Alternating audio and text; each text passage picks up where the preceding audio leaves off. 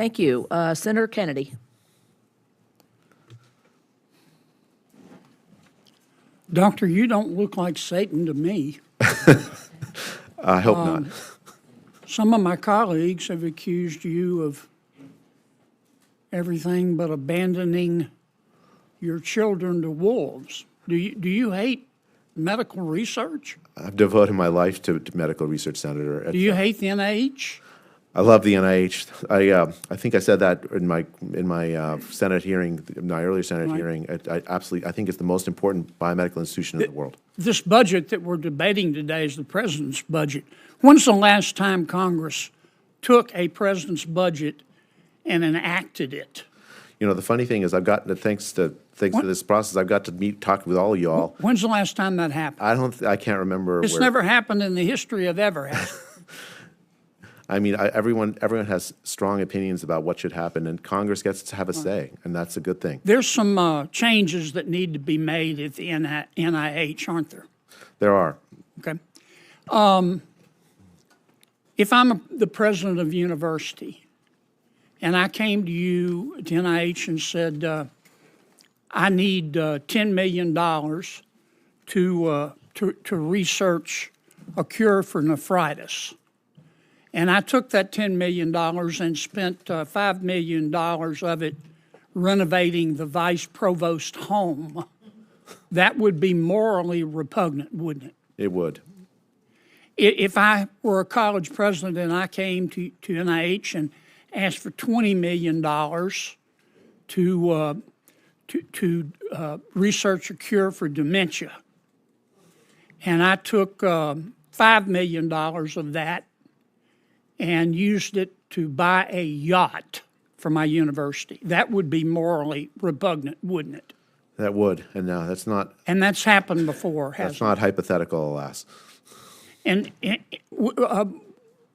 there's been a lot of talk about the difference between direct costs, spending the money, for example, on researching cures for nephritis, and indirect costs, overhead.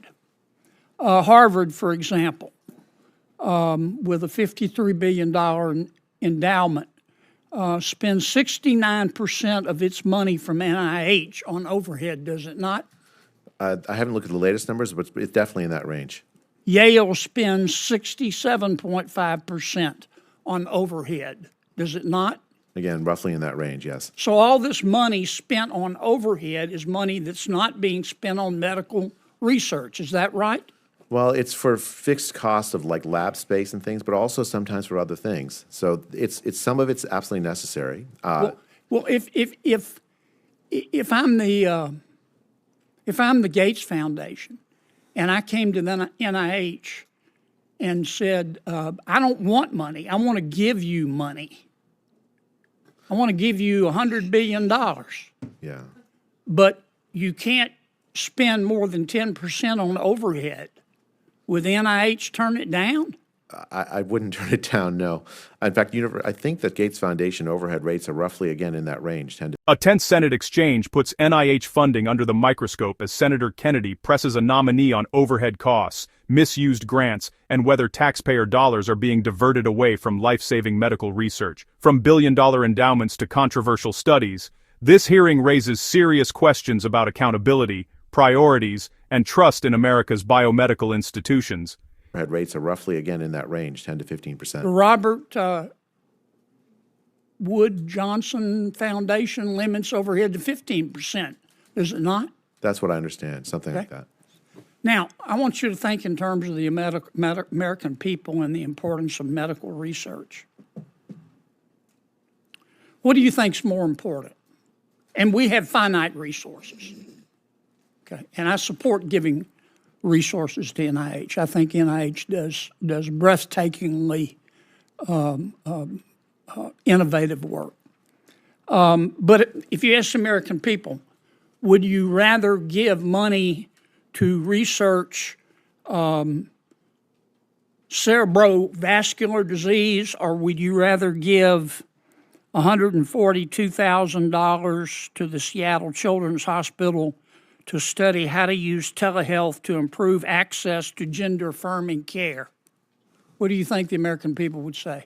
Senator, the NIH should be a non-political organization, non-ideological, addressing the health needs of the American people. But yet, the NIH also spent $120,000 in a grant to, quote, develop 3D avatars that help people work through gender dysphoria, end quote. Did it not? It did.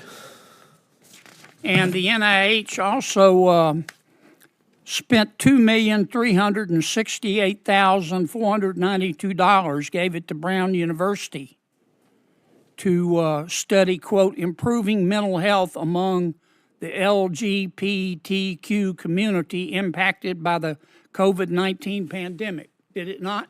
I think it did. Although I have to say that we Do you should. think that's more important than studying chronic lower respiratory disease? I mean, I think we should address the real health needs of Americans, not divide Americans into. We have to take into account the real differences in in the biology of people. But when we do that, we should do it in a way that really addresses their actual health needs. Not. I'm running out of time. What we have to do is spend the money on research. We should absolutely. It's real simple. I agree with you, Senator, 100%. And some universities aren't. NIH is not calling them on it. Isn't it a fact that a study showed between 2017 and 2019, auditors found 137 critical trials funded with taxpayer money involving 41,000 kids, and they didn't even report the results? What happened to the money? Senator, I think that researchers we support have an obligation to share their data publicly with the American people, no matter what the result. Otherwise, it's wasted. Yeah, agree. All you want to do is fix NIH, don't you? I do. I want to fix all those problems, Senator.